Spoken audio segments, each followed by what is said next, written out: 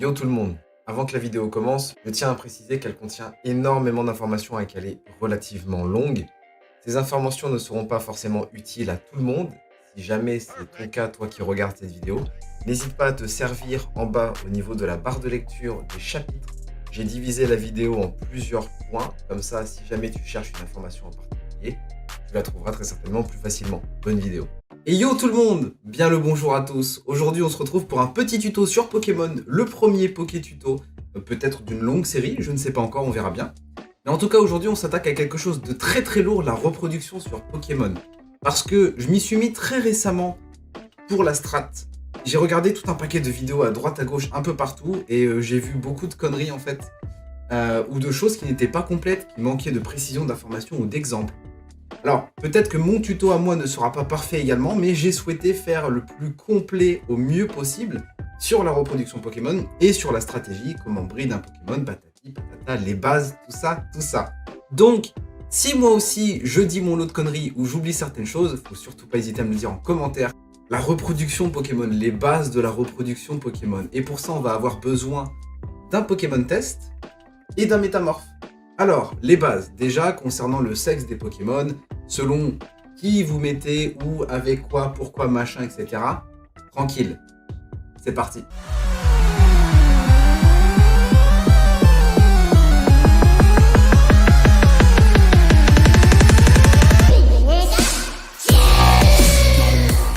Les garderies Pokémon, il en existe deux. Il en existe une à la prairie entre ponts, mais personnellement, ma petite préférée, c'est celle de la route 5. Sachez que déposer un Pokémon vous coûte 500 Pokédollars par Pokémon déposé. Et sachez également que contrairement à des versions antérieures de Pokémon, les pensions Pokémon ne sont pas là pour XP vos Pokémon, mais uniquement pour le côté reproduction. Alors, déjà, j'ai pris Evoli pour le test, c'est comme ça. Premièrement, un classique, si vous mettez un Evoli mâle avec un Evoli femelle à la pension, vous aurez donc un bébé Evoli, de sexe masculin ou féminin, vous avez une chance sur deux, c'est 50% de chance. Si vous mettez un Evoli mâle ou femelle, peu importe, avec un métamorphe, ça fera également un bébé Evoli, jamais un métamorphe, et ce sera un mâle ou une femelle, également à 50% de chance. Il existe également des groupes d'œufs. Il existe plusieurs groupes d'œufs et chaque Pokémon fait partie d'un ou plusieurs groupes d'œufs. On va prendre ici pour l'exemple toujours d'Evoli, avec Nounourson avec lequel il est reproductible. Si vous mettez un Evoli mâle avec un Nounourson femelle, vous aurez automatiquement un Nounourson mâle ou femelle, 50% de chance que ce soit l'un ou l'autre. Quand vous reproduisez deux Pokémon de deux espèces différentes mais compatibles, le bébé prendra toujours l'espèce de la femelle. Très important pour plus tard. Pour obtenir un œuf, c'est pas bien compliqué, hein. Je sais que c'est un petit peu ridicule, mais je tiens à vraiment tout expliquer de A à Z. Une fois que vous avez confié vos deux Pokémon, soit deux Pokémon de la même espèce, de sexe différent, soit deux Pokémon du même groupe d'œufs, de sexe différent, soit le Pokémon de l'espèce souhaitée plus un métamorphe, tournez simplement en rond. Moi personnellement c'est ce que je fais, vous pouvez faire des allers-retours, libre à vous de faire comme bon vous semble. Ce qui va être intéressant ici, c'est d'observer le PNJ. À partir de cet instant, à partir du moment où elle croise les bras, votre œuf est là, vous n'avez plus qu'à le récupérer et on est bon.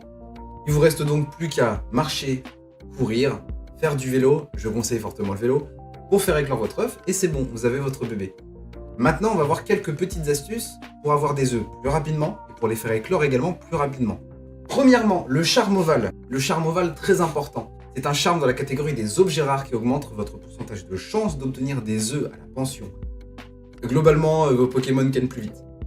Alors, pour le charme ovale, en voulez-vous à Ludester? Au centre Pokémon, partez sur votre droite et rentrez dans le premier hôtel sur votre gauche.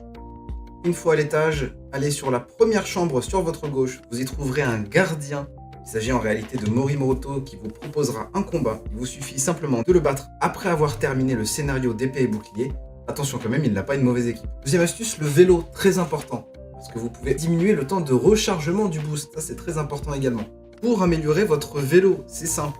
Dirigez-vous vers n'importe quel vendeur de boutique Watt. Il y en a 7 au total dans les terres sauvages. Je vous afficherai la liste en même temps que je vous explique. Moi j'ai pris celui du lac Coupenote Est comme exemple. Il vous proposera une amélioration pour votre vélo, coûtant la première fois 1000 watts, 3000 watts, puis 5000 watts. Ensuite, quand vous faites éclore des œufs, libre à vous de le faire ou non, mais vous pouvez avoir dans votre équipe Pokémon possédant le talent Corps Ardent ou Turbine. Comme je vous ai dit précédemment, posséder un Pokémon avec le talent Corps Ardent ou Turbine dans votre équipe divise le nombre de pas nécessaires à l'éclosion par 2.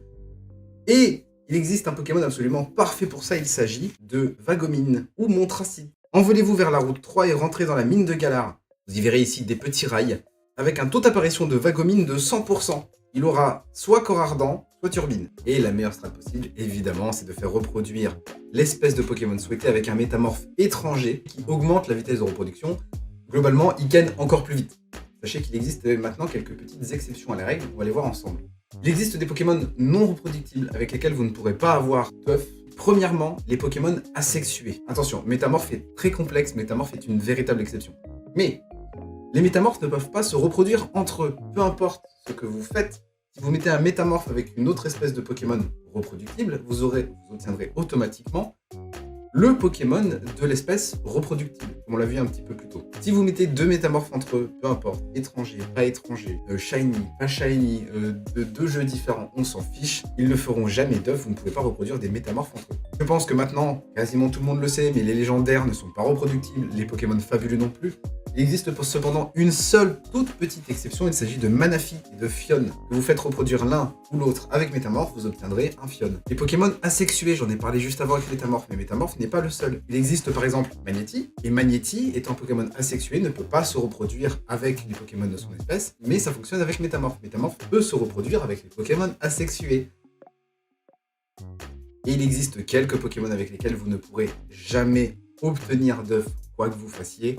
Les Arbis, les bébés Pokémon, type Goinfrex, Monsieur Mime Junior, Melo, Elekid, patati patata.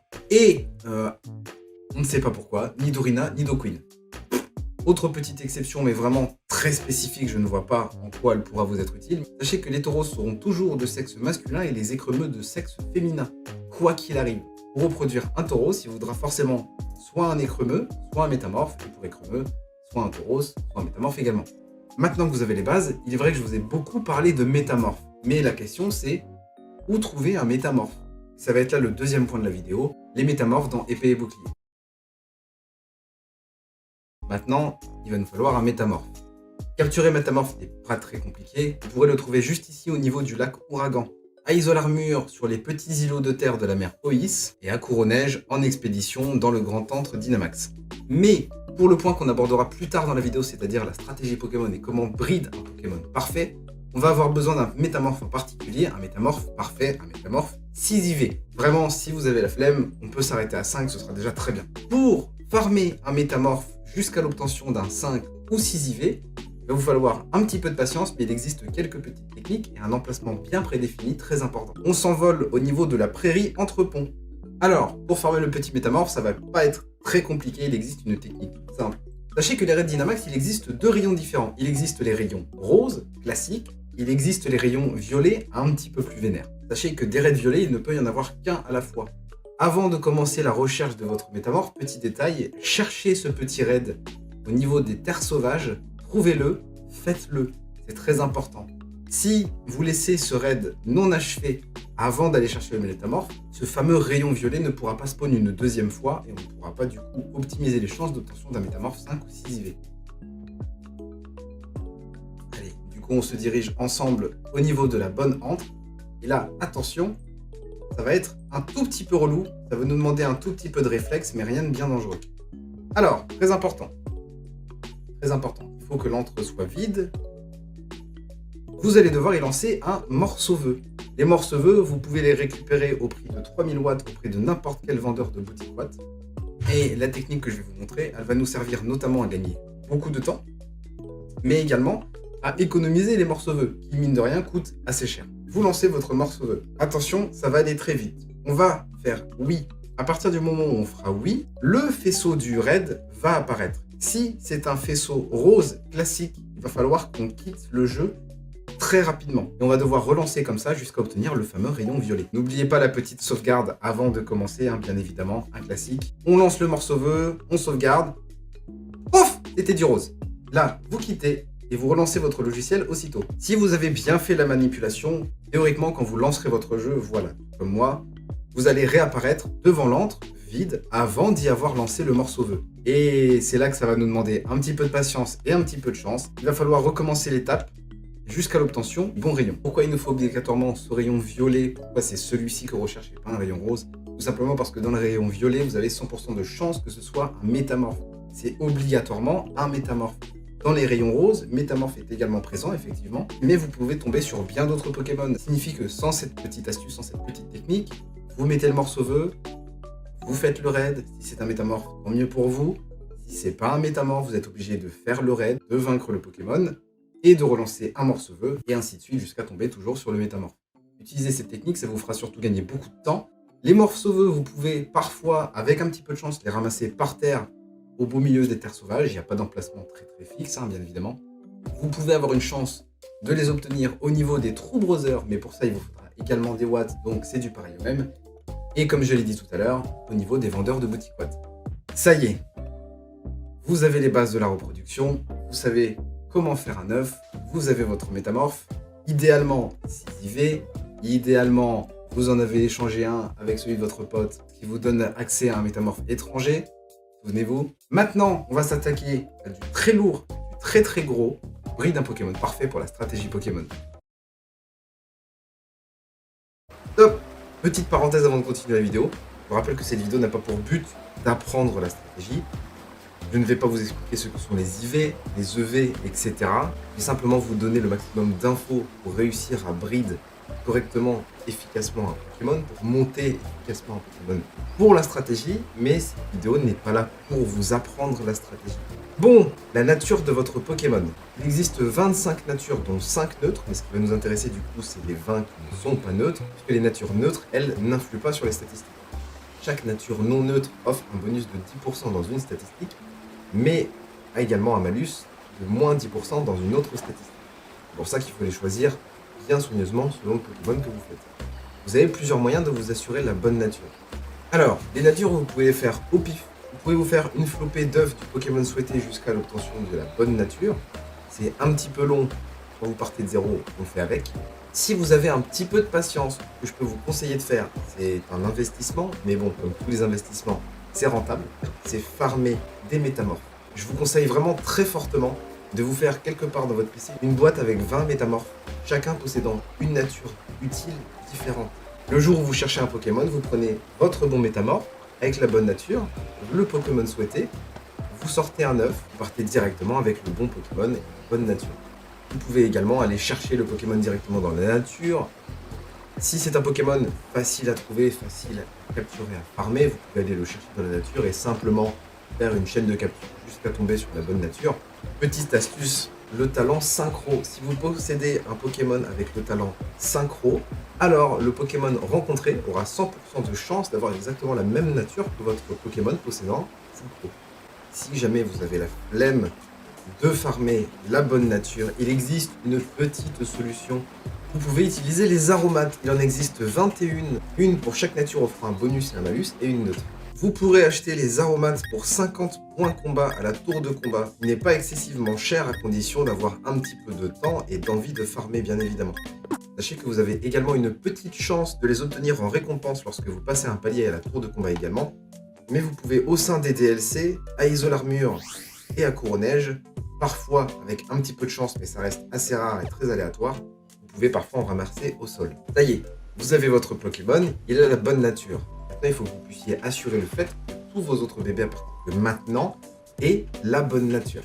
Et pour ça, il existe un objet très simple, la pierre stase. Si vous reproduisez un mâle avec une femelle de la même espèce, il vous suffit de faire tenir la pierre stase à l'un des deux parents, à condition qu'il ait la nature que vous souhaitez. Et bien évidemment, si vous faites reproduire le Pokémon de votre espèce avec un métamorphe, il faut simplement que le porteur de la pierre stase soit le Pokémon dont vous voulez transmettre la nature. Maintenant, on va s'attaquer aux IV, l'un des deux points les plus importants. Pour débloquer la fonction juge, qui n'est autre que l'indicateur d'IV sur un Pokémon. Pour ça, c'est très simple, il vous suffira simplement de vous diriger vers la tour de combat et d'y réaliser une série de 6 victoires. En vrai, ça se fait assez rapidement. En fait, le jeu vous demande de passer au rang Pokéball, ça nécessite 6 victoires. Dès ces 6 victoires atteintes, la personne à l'accueil vous indiquera que vous avez débloqué la fonction juge. Et ensuite, une fois dans vos boîtes, avec le bouton plus, vous aurez simplement à naviguer entre l'affichage du Pokémon l'affichage classique de ces statistiques et la fonction juge. Alors, chaque Pokémon possède 6 statistiques. PV, attaque, défense spéciale et vitesse. Quand vous faites de la reproduction, le bébé Pokémon prendra aléatoirement les IV de ses parents. Ça peut être très bien 3 IV du père, aucun de la mère, 1 IV de la mère, 2 du père, etc. C'est complètement aléatoire. Tout à l'heure, je vous ai parlé d'un métamorphe 6 IV. C'est là qu'il entre le plus en compte. C'est que forcément, si vous avez des parents 6 IV, vous aurez plus de chances que votre bébé hérite du coup de bons IV. Si vous n'avez pas de métamorphe 6 IV malgré les astuces que je vous ai données, si vous avez la flemme d'aller le chercher, d'aller le farmer et que vous préférez partir de 0 et de tenter une reproduction uniquement avec des Pokémon de la même espèce, c'est totalement possible, c'est juste que ce sera beaucoup plus long. C'est simple, vous avez votre femelle, votre mâle, et chaque fois que vous tombez sur un bébé qui a des meilleures statistiques que l'un des deux parents, il suffit de switch. Oui, c'est de l'inceste. Mais j'insiste sur le fait que ça peut vous prendre des heures, là où avec de base un métamorphe 6 IV, ça peut vous prendre quelques minutes si vous avez un petit peu de chance. Petite astuce pour la transmission d'IV, il existe un objet très important, le nœud destin. On va désamorcer quelque chose tout de suite. Au début de la vidéo, je vous ai dit que j'avais vu pas mal de conneries. J'ai lu, vu, entendu partout que le nœud destin transmet 5 IV au lieu de 3. Pas du tout. C'est très mal formulé. Le nœud destin ne transmet pas 5 IV, il peut transmettre jusqu'à 5 IV. Pas exactement pareil, il y a une petite nuance. C'est un détail qui a quand même son importance. Je me suis déjà vu reproduire 2 Pokémon 6 IV et sortir un Pokémon 4 IV. C'est pour ça que je préfère quand même le préciser, que ça vous évite de mauvaises surprises. Dernière petite astuce un petit peu spécifique, là ça rentre vraiment dans des cas très particuliers. Il existe les objets pouvoirs, ils sont au nombre de 6, 1 par statistique.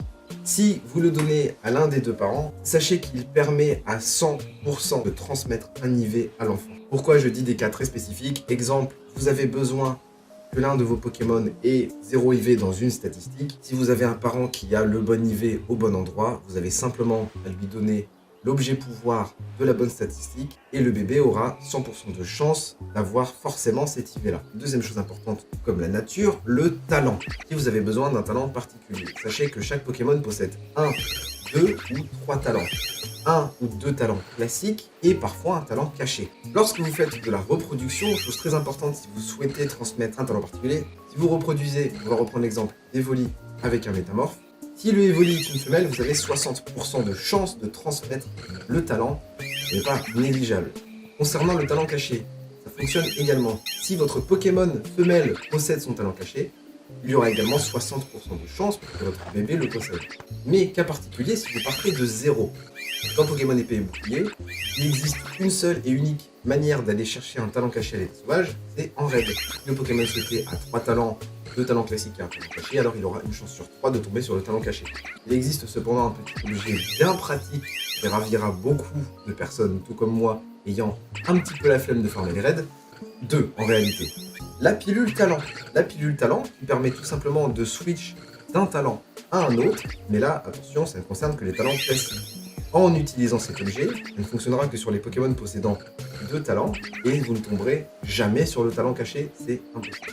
Pour ça, il existe le patch talent, qui lui garantit l'accès à n'importe quel Pokémon à son talent caché. Pour les trouver, c'est très simple, ça vous demandera simplement une fois de plus un petit peu de temps et d'investissement. La pilule talent est obtensible à la tour de combat en récompense de points combat, 50 au total. Vous pouvez également récupérer les pilules talent dans le grand antre Dynamax en récompense de Dynamaxium, juste ici. Et le patch talent dont je vous ai parlé un petit peu plus tôt, qui lui par contre coûte beaucoup plus cher et vous demandera beaucoup plus de temps et d'investissement, mais c'est le seul moyen actuel de le farmer et de le récupérer. Et pour le patch talent, pour terminer, sachez que si vous terminez les notes légendes de Couro-Neige, et plus précisément la dernière note légende, une fois terminé, il vous suffira d'aller voir Dylan dans le grand antre Dynamax et il vous offrira un patch talent en récompense de cette quête.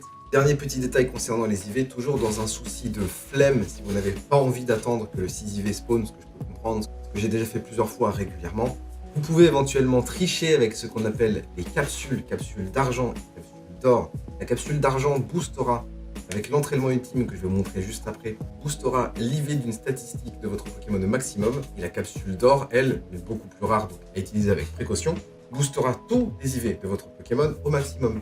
Attention, au cas où vous auriez l'envie de le faire, sachez que utiliser les capsules d'argent ou d'or sur un métamorphe pour monter ses IV au maximum, ça ne fonctionne pas en reproduction.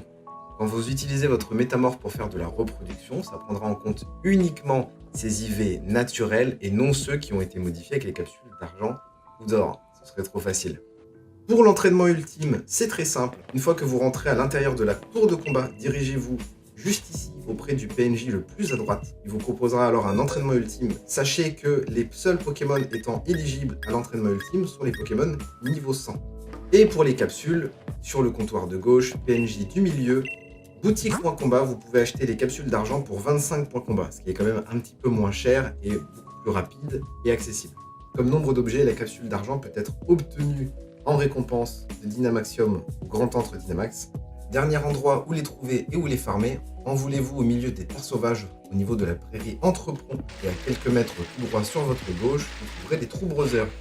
Les True Brothers, c'est quelque chose que je vous conseille très fortement. Non seulement vous pouvez, avec un petit peu, voire beaucoup de chance, y trouver des capsules d'argent, et vous avez vraiment énormément de chance, des capsules d'or, même si ça reste beaucoup plus rare. C'est pas très gourmand en watts à condition que vous ayez farmé un minimum les raids et les watts du coup. L'avantage des True Brothers, c'est que vous y farmerez également bon nombre d'items très intéressants à la revente qui vous rapporteront beaucoup d'argent. Si c'est pour vous faire de l'argent, je vous conseille plutôt le frère Endurance qui est le frère de droite. Il vous rapportera des objets moins rares mais en plus grand nombre. Et si vous cherchez plus particulièrement les capsules d'argent ou d'or, je vous conseille le frère Précision de gauche. Il vous donnera en général moins d'objets mais des objets beaucoup plus rares. Maintenant, théoriquement, c'est peut-être l'un des derniers points, mais l'un des plus importants également, les EV. Alors, pour les EV, vous avez quand même bon nombre d'objets très utiles pour pouvoir monter les EV d'un Pokémon. Vous pouvez le faire naturellement en combat. Sachez que lorsque vous combattez des Pokémon, chaque Pokémon sauvage donnera des EV bien spécifiques, bien prédéfini à votre Pokémon l'ayant combattu. Je vous assure que c'est pas par flemme, mais je vais pas tout vous expliquer concernant ce point-là, que très honnêtement je le trouve très long et un petit peu chiant. Personnellement, pour farmer la statistique de V de mon Pokémon, j'ai vraiment très peu envie de passer plusieurs minutes, voire plusieurs heures à affronter des Pokémon sauvages, alors qu'il existe beaucoup d'objets qu'on peut acheter avec des Pokédollars. Je rappelle que dans Épée Bouclier, l'argent étant relativement facile à farmer, je ne saurais que trop vous conseiller de passer par l'achat plutôt que par le naturel. Si toutefois vous n'avez pas d'argent, pas envie de le farmer, libre à vous ce choix-là. Je vais quand même vous donner une deuxième petite fonctionnalité. On a parlé tout à l'heure des objets pouvoirs. Sachez que si vous faites porter un objet pouvoir à votre Pokémon, ça boostera les EV que vous recevez en affrontant le Pokémon sauvage. Comme j'ai dit, je ne vais pas tout vous expliquer. Je vous mettrai en bas dans la description, je vous mettrai au moins un lien avec une page complète expliquant tout ce point-là. Personnellement, je ne vais pas le faire parce que comme je vous ai dit, pour moi, ça ne sert pas à grand-chose de le faire par voie naturelle. Maintenant, pour monter les EV, il existe deux manières principales, l'une bien plus efficace que l'autre. On va parler vite fait de la première, il s'agit des plumes. Tout comme les objets pouvoirs, il en existe 6, une par statistique. Et les plumes, c'est pas vraiment ce que je vous conseille non plus, parce qu'une plume donne un EV à votre Pokémon. Disons que dans des soucis d'économie d'argent, ça peut être très utile, mais très long. Pour aller les chercher, c'est très simple. Vous les trouverez très régulièrement sur le pont se situant entre la route 5 et Skiford, et celui de la route 7 et de Kikkonom. Et maintenant, le plus important, le plus efficace, les boosts. Tout comme le reste, il en existe 6, 1 par statistique. Vous avez potentiellement une chance de les ramasser au beau milieu des terres sauvages, totalement au pif, mais ça reste quand même relativement rare et c'est beaucoup aléatoire. Par contre, il existe un moyen garanti de les obtenir, c'est de les acheter. Les boosts, contrairement aux plumes, eux, offrent 10 points de V par statistique dans la statistique souhaitée pour votre Pokémon. C'est quand même le meilleur moyen de booster les EV. Je répète que contre une certaine somme d'argent, vous pouvez les acheter librement et booster les EV de votre Pokémon en un claquement de doigts. Pour les obtenir, c'est très simple. Envolez-vous vers le centre Pokémon ouest de Windscore. Parlez au PNJ se situant sur la droite du comptoir et vous pourrez acheter les boosts pour 10 000 Pokédollars pièce. Vous pouvez récupérer des boosts également dans le Grand Antre Dynamax. Vous pouvez aussi acheter des boosts au niveau du dojo. Dès lors que vous avez amélioré votre dojo à un certain stade, vous débloquez un distributeur, celui qui se trouve à gauche sur l'écran. Ce distributeur vous permet tout simplement d'acheter des boosts. Et le petit truc bien sympathique, c'est que plus vous achetez en gros, plus vous avez de réductions. Des réductions qui sont quand même assez énormes. Parce que du coup, pour acheter 25 protéines, au lieu de 250 000, ça vous coûtera 125 000. Je vous le conseille très fortement. Et pour améliorer le dojo jusqu'aux boissons nutritives, il vous faudra parler à Appia et en échange d'une certaine quantité assez excessive de watts, vous pourrez faire ça. Les boissons nutritives, il s'agit en réalité de la 10e amélioration du dojo et vous aurez besoin d'un total de 400 000 watts pour arriver jusque-là. Petit calcul rapide pour vous donner un exemple de combien ça peut vous coûter. Vous avez besoin de 252 EV en PV, 252 EV en vitesse et 4 EV en défense, par exemple. Il vous faudra donc acheter à chaque fois une dizaine supérieure au nombre d'EV souhaité. Vous avez besoin de 252 EV en PV, vous aurez donc besoin de 26 PV+. 252 en vitesse, vous aurez besoin de 26 carbone. Et 4 en défense, vous aurez besoin d'un fer. 26 et 26, arrêtez-moi si je me trompe, 52, plus 1, 53. Maximiser les EV d'un Pokémon vous coûtera 530 000 Pokédollars. Ça peut paraître beaucoup, mais je le répète, il existe de nombreux moyens de farmer l'argent dans épée et bouclier, et je pense que si ça vous intéresse, peut-être qu'on abordera dans une prochaine vidéo. Maintenant, imaginons, vous avez investi vos EV dans votre Pokémon. Vous avez été relativement idiot et vous n'avez pas sauvegardé alors qu'une erreur peut coûter très cher, littéralement. Vous n'avez pas investi vos EV au bon endroit, dans les bonnes statistiques. Merde, détendez-vous, Yoshi-sama a la solution. C'est ridicule. Il existe 2 solutions pour reset les EV de votre Pokémon. Premièrement, les baies. Une fois de plus, il y a 6 statistiques, il y a 6 baies. La liste s'affiche sur votre écran. Votre seul et unique moyen de récupérer ces baies, ce sont dans les arbres à baies. Au même titre qu'investir les EV avec les plumes par voie naturelle, je ne vous le conseille pas du tout, parce que c'est très long. C'est très long. Tout comme les boosts, les baies agissent sur les EV de 10 en 10. Il vous faudra donc, pour reset un EV mal investi, 26 baies pour une seule statistique. Les baies, elles, ne s'achètent pas, c'est très long à farmer. Si jamais vous êtes têtu et que vous souhaitez tout de même farmer les baies, petite astuce quand vous farmez les arbres à baies, vous avez très certainement déjà remarqué qu'au bout d'un certain temps parfaitement aléatoire, vous vous faites agresser par une saloperie de Pokémon qui vient manger toutes vos baies sous vos yeux. Il existe un moyen visuel pour savoir quand un Pokémon va descendre de l'arbre. Secouez l'arbre. À partir du moment où vous secouez l'arbre, l'arbre bouge. Comme vous pouvez le voir tout de suite à l'écran, on voit les feuilles qui bougent. Elles bougent à 2 vitesses. Là, on est sur la vitesse lente. Vous pouvez continuer à secouer. Secouez jusqu'à ce que l'arbre bouge à pleine vitesse. Vous allez voir la différence, c'est assez flagrant. Là, les feuilles bougent assez rapidement, beaucoup plus qu'avant. C'est un indicateur pour vous dire stop. Si je souhaite arrêter maintenant, je récupère toutes mes baies à coup sûr à 100%. Par contre, si les feuilles bougent à grande vitesse, sachez que vous avez énormément de chances pour qu'un Pokémon descende et vous tombe dessus. Personnellement, ce que je vous conseille pour être sûr de ne pas vous faire voler vos baies, arrêtez-vous dès lors que vous voyez les feuilles bouger à cette vitesse. Sachez également, Dieu merci, que depuis l'arrivée des DLC et depuis le premier Isole Armure, il existe une manière beaucoup plus simple, beaucoup plus rapide et beaucoup plus efficace de reset les EV de votre Pokémon. Pour ça, envolez-vous soit au niveau de la plaine Salutation, soit au niveau du dojo directement. Je vais vous montrer la marche à suivre. Dirigez-vous vers la plage. Et là, juste en face de moi, se trouve un petit îlot de sable. Je vous montre où il se trouve sur la carte. Il s'agit de ce petit bout de terre juste ici. Nagez tranquillement jusque là-bas en évitant bien évidemment cette saloperie de Sharpedo. Vous y trouverez un PNJ qui, en échange de 10 Armurium, acceptera de remettre tous les EV de votre Pokémon à 0 sans exception. C'est quand même relativement pratique en cas d'erreur. La prochaine fois, j'espère simplement que vous penserez à sauvegarder avant d'investir les EV de votre Pokémon. Et les Armurium, c'est pas compliqué, vous pouvez les avoir en récompense de raid, mais également en échange de Dynamaxium dans le grand antre Dynamax de Courneige. Et maintenant, la dernière chose, la toute dernière chose, cette fois-ci, je le jure, c'est la dernière chose qu'il nous manque, ce sont les Zeg Move ou capacité off en français.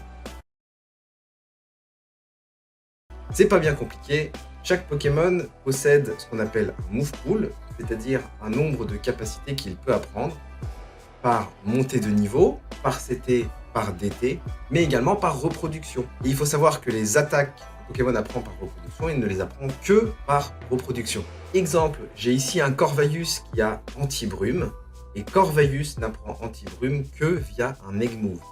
Comment on fait? Pour apprendre un Egg Move à un Pokémon, il vous suffit d'avoir le Pokémon en question et un Pokémon du même groupe d'œufs que votre Pokémon qui peut apprendre Anti-Brume. En gros, moi, pour mon Corvayus, j'ai eu besoin d'un Béquipant qui apprend naturellement Anti-Brume. Petit détail avant de commencer, sachez qu'il n'y a que les mâles qui peuvent transmettre leur capacité. C'est-à-dire que pour donner Anti-Brume à un Minisange, il me fallait obligatoirement un Béquipant mâle.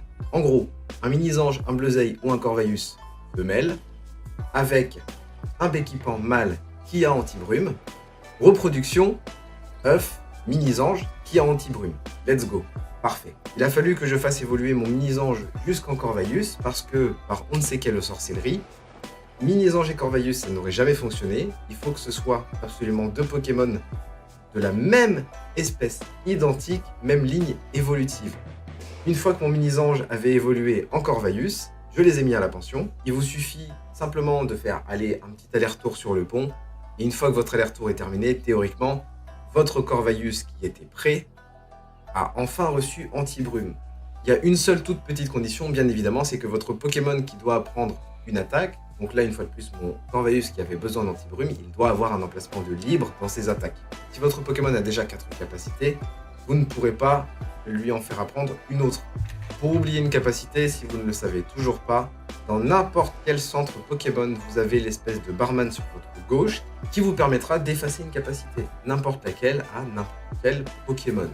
Dernière petite info, autant il n'y a que les mâles qui peuvent transmettre une capacité œuf à la génération suivante, autant quand vous avez vos deux espèces de Pokémon, donc je reprends une fois de plus tout à l'heure l'exemple de mes deux Corvayus, il n'y a pas besoin que ce soit un mâle et une femelle. Si vous avez votre Corvayus stratégique prêt à qui il manque Anti-Brume mâle et le nouveau Corvayus qui lui a Anti-Brume et qui du coup va le transmettre à votre Corvayus stratégique, même si c'est un mâle, ça fonctionnera quand même. Voilà, je pense que j'ai tout dit. Merci à tous d'avoir suivi ce tuto, premier peut-être d'une longue série. Si jamais ça vous plaît, si jamais ça vous intéresse, si jamais je vois que j'ai des bons retours, pourquoi pas faire d'autres tutos, notamment sur les terres sauvages, le farm d'argent, les shiny, pourquoi pas. Si la vidéo vous a plu, si elle vous a aidé, si elle vous a été utile, n'hésitez surtout pas à lâcher un pouce bleu et très important à la partager à n'importe qui pourra s'en servir. Merci à tous d'avoir suivi ce tuto, c'était Yoshi-sama et bisous les dresseurs!